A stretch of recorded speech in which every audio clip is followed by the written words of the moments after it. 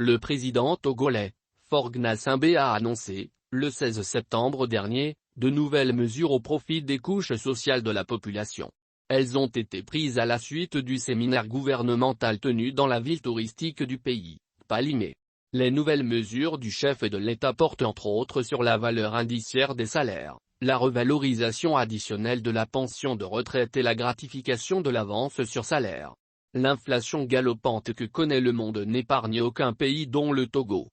Face à cela et ayant conscience de la situation de sa population, le président Faure alloue un montant annuel de 22,5 milliards de francs CFA pour l'augmentation de 10% de la valeur indiciaire des salaires et pensions de retraite pour les fonctionnaires civils et militaires et les retraités du secteur public. Soucieux des difficultés que connaissent les retraités et les fonctionnaires togolais relatifs aux frais de transport, le président disponibilise un budget annuel de 8,8 milliards de francs CFA pour une revalorisation additionnelle de 5% de la pension de retraite pour tous les retraités du secteur public, civil et militaire, et du secteur privé, l'indemnité mensuelle de transport de 10 000 francs CFA à titre exceptionnel pour chaque fonctionnaire de l'État, payable hors bulletin. En janvier dernier, dans son adresse à la nation, Faure Gnassingbé avait accordé aux fonctionnaires des secteurs publics et parapublics et aux retraités, une avance d'1 mois de salaire remboursable. Ainsi, sur les 8 mois restants à rembourser,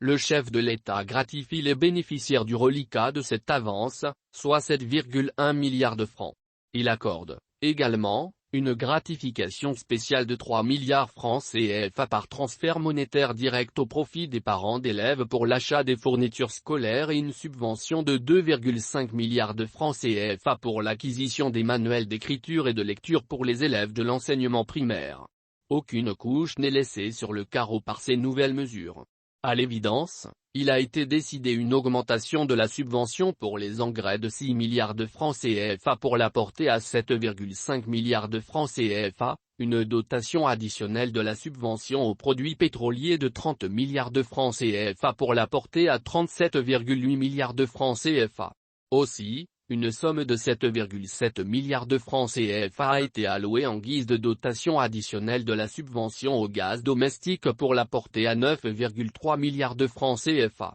Quant aux mesures fiscales prises en faveur du secteur privé dans le cadre de l'état d'urgence sanitaire, elles sont reconduites. J'ai instruit le gouvernement à veiller à l'accélération et à l'aboutissement rapide des discussions avec les partenaires sociaux et le secteur privé en vue de la revalorisation du salaire minimum interprofessionnel garanti, SMIG, a indiqué le président togolais. Il faut souligner que cette question a été au cœur des discussions entre le gouvernement et les différents syndicats des travailleurs lors du Forum national du dialogue social en vue de sa revalorisation. Pour relever le défi du développement inclusif au Togo, le chef de l'État a, par ailleurs, convié ses concitoyens à plus d'ardeur au travail par solidarité et au renforcement de la cohésion sociale pendant ces temps de crise.